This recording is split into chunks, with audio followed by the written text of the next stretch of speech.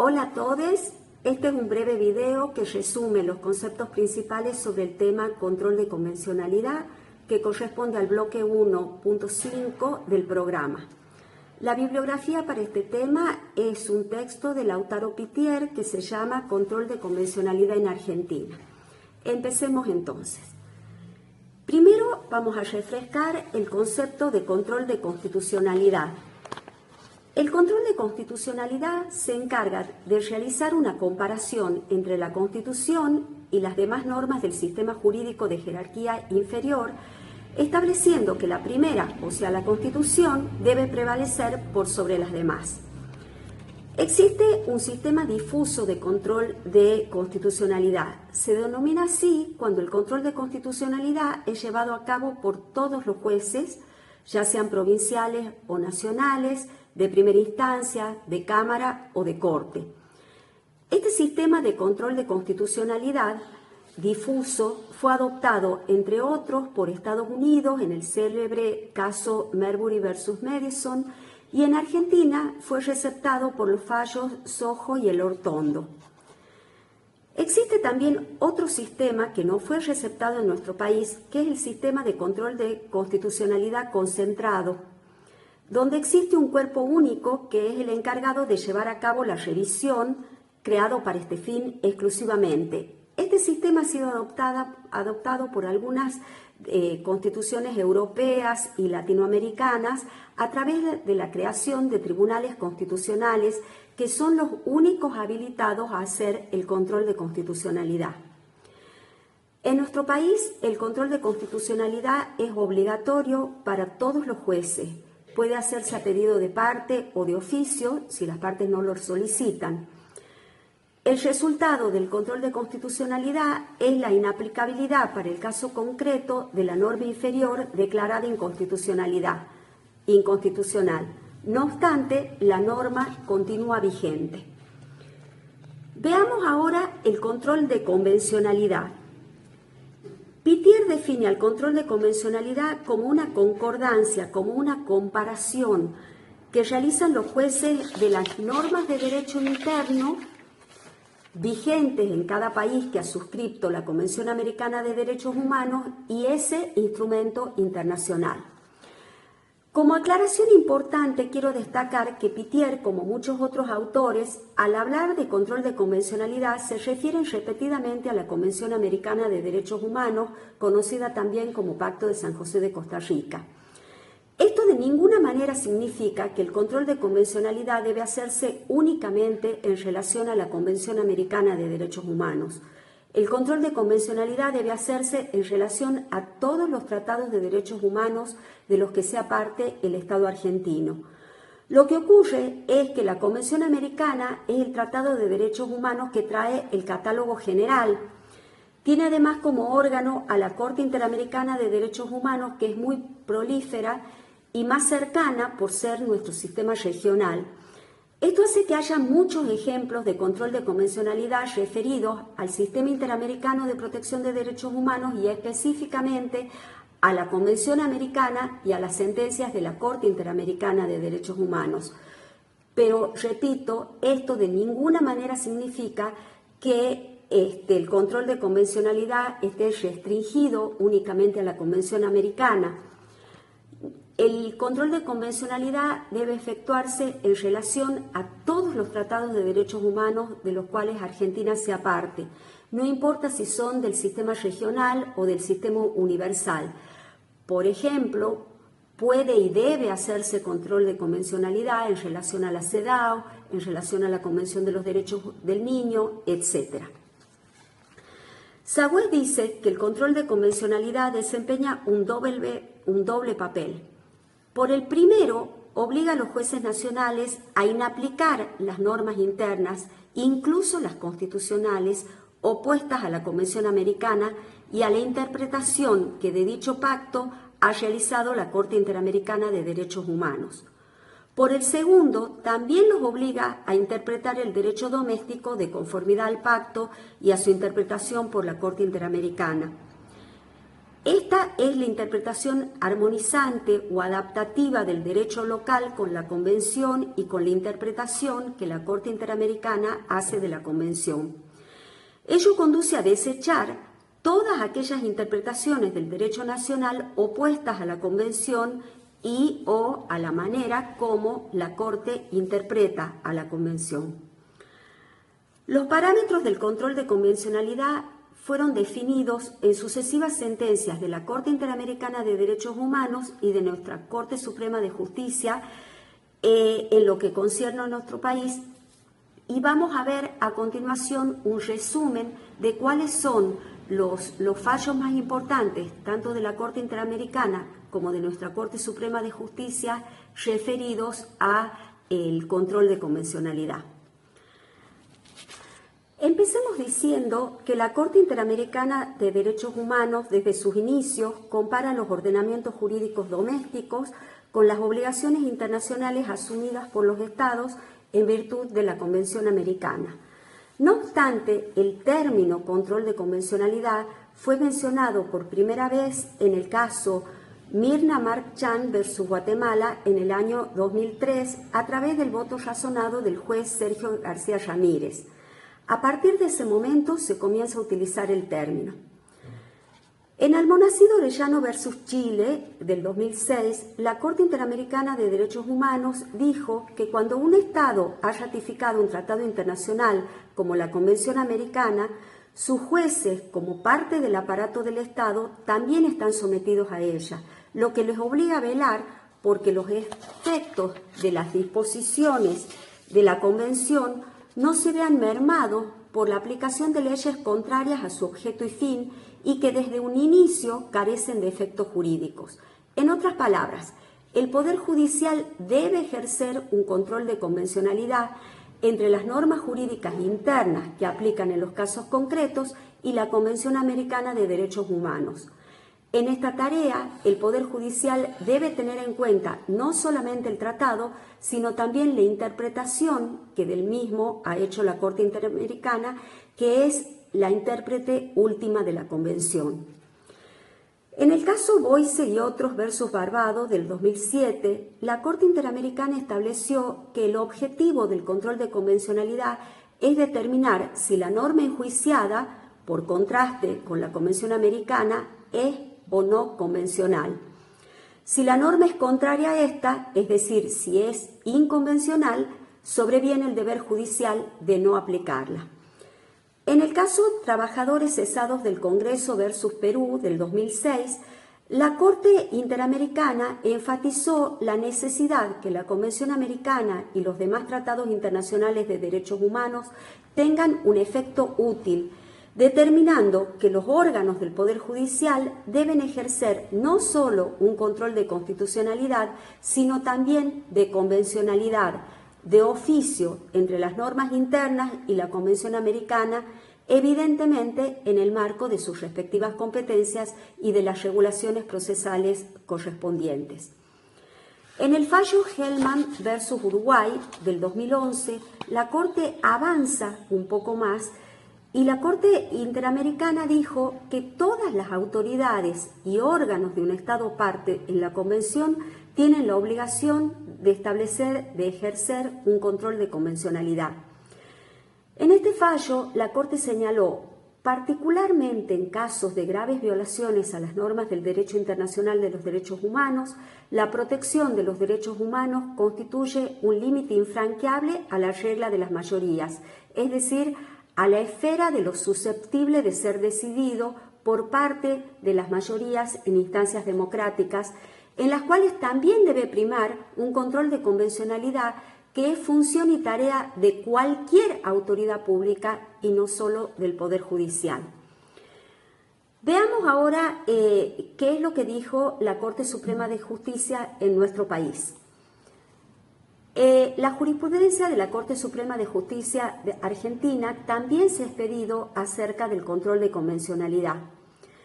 En el año 1992, la Corte, en oportunidad de expedirse en el caso Kmejian con Sofovich, reconoce la supremacía legal de los tratados por sobre las leyes nacionales aplicando el derecho internacional, el artículo 27 de la Convención de Viena de Derechos de los Tratados, y destaca que la interpretación de la Convención Americana debe además guiarse por la jurisprudencia de la Corte Interamericana de Derechos Humanos.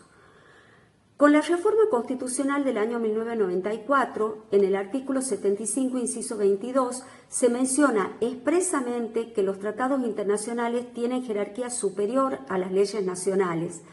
Además, un grupo de tratados internacionales de derechos humanos pasan a tener igual jerarquía que la propia Carta Magna, conformando lo que denominamos el bloque de constitucionalidad.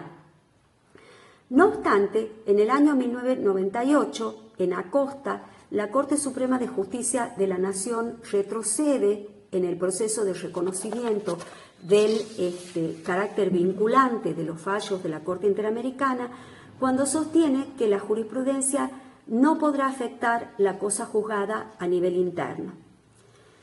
En el año 2004, una nueva composición de la Corte Suprema de Justicia inicia una etapa de reconocimiento de la jurisprudencia internacional con el caso Expósito, donde sostuvo que la jurisprudencia de la Corte Interamericana constituye una imprescindible pauta de interpretación de todos los deberes y obligaciones que derivan de la Convención Americana de Derechos Humanos.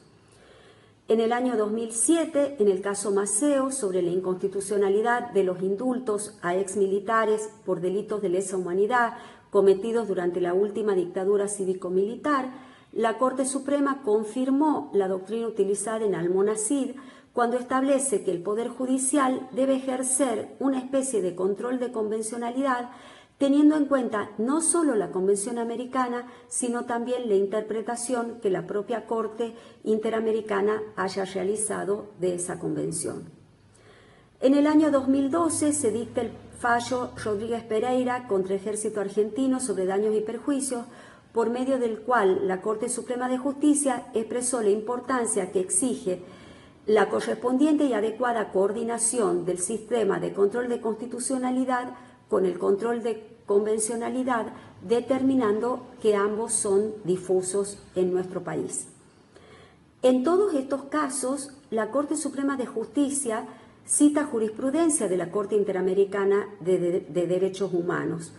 Entonces, a la luz de lo establecido por la Corte Interamericana de Derechos Humanos y lo receptado por la Corte Suprema de Justicia de la Nación, podemos ya identificar las siguientes características del control de convencionalidad que vamos a hacerlo, digamos, con el formato de preguntas y respuestas. Primera pregunta, ¿qué elementos del derecho internacional abarca el control de convencionalidad? El control de convencionalidad se debe realizar teniendo en cuenta las cláusulas del tratado, en este caso de la Convención Americana de Derechos Humanos, más las interpretaciones que de ella haya hecho la Corte Interamericana en sus sentencias y opiniones consultivas. Segunda pregunta, ¿es obligatorio el control de convencionalidad? Indudablemente sí. Se debe realizar en forma obligatoria, ya sea a pedido de parte o de oficio.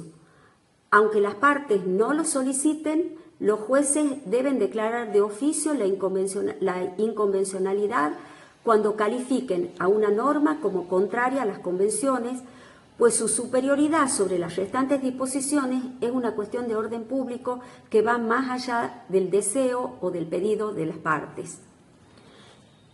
Es obligación de los jueces armonizar la normativa interna con la convencional a través de una interpretación de la norma nacional que sea respetuosa de las obligaciones internacionales asumidas por el Estado en materia del respeto de los derechos humanos. Tercera pregunta, ¿quién efectúa el control de convencionalidad? El control de convencionalidad en nuestro país es difuso. Esto significa que pueden y deben hacerlo todos los jueces, tanto provinciales como federales y de cualquier instancia. El control difuso de convencionalidad, observemos que convierte al juez nacional en un juez interamericano, en un primer y auténtico guardián de la Convención Americana y de la jurisprudencia de la Corte Interamericana. Los jueces entonces tienen la importante misión de salvaguardar no solo los derechos fundamentales previstos en el ámbito interno, sino también el conjunto de valores, principios y derechos humanos que el Estado ha reconocido en los instrumentos internacionales y cuyo compromiso internacional asumió. Los jueces nacionales se convierten entonces en los primeros intérpretes de la normativa internacional, respetando así el carácter subsidiario, complementario y coadyuvante de los órganos interamericanos. Y habíamos dicho que no solo los jueces. Recordemos que en el fallo Hellman versus Uruguay, la Corte Interamericana dijo que todas las autoridades y órganos de un Estado parte en la Convención tienen la obligación de ejercer un control de convencionalidad, por supuesto, en el ámbito de sus respectivas competencias. Veamos ahora cuáles son los efectos del control de convencionalidad. Esta sería también otra pregunta. En caso de ser tenida como inconvencional, el efecto que produce tal declaración en cualquier norma nacional es su invalidez, y esto determina que la misma no puede ser aplicada incluso si se trata de una disposición de la Constitución Nacional. Acá tenemos que nombrar un célebre fallo de la Corte Interamericana sobre un caso chileno en relación a la prohibición de la película La Última Tentación de Cristo. En este caso se cuestionó una disposición de la Constitución Nacional de Chile que permitía la censura previa y que fue declarada inconvencional porque estaba en franca contradicción con la libertad de expresión receptada en el artículo 13 de la Convención Americana de Derechos Humanos. La norma repudiada en nuestro país es inaplicada, pero no derogada. Ahora bien, en aquellos países que tienen un órgano de control unificado, los tribunales constitucionales tienen autoridad para derogar la norma declarada inconstitucional o inconvencional con resultados erga omnes. Tenemos que aclarar que mientras se realice el control de convencionalidad, ambos sistemas satisfacen los requerimientos del Sistema Interamericano de Protección de Derechos Humanos. Vamos ahora a las conclusiones. A primera vista puede parecer que el control de constitucionalidad y de convencionalidad son casi lo mismo. Esto no es así. Son institutos parecidos, pero los fundamentos jurídicos que los sustentan son diferentes. El control de constitucionalidad se fundamenta en la supremacía de la Constitución en relación al resto de la legislación nacional. El control de convencionalidad encuentra sus fundamentos en el derecho internacional. En el artículo 27 de la Convención de Viena de Derechos de los Tratados, que establece que los Estados partes de un tratado no pueden invocar disposiciones de su derecho interno para incumplir un tratado. En el artículo 26 de la misma Convención sobre la obligación de cumplir los tratados de buena fe, en el caso de los tratados de derechos humanos, de preservar su efecto útil y de ser interpretados conforme a su objeto y fin, que es el respeto, garantía y protección de los derechos humanos.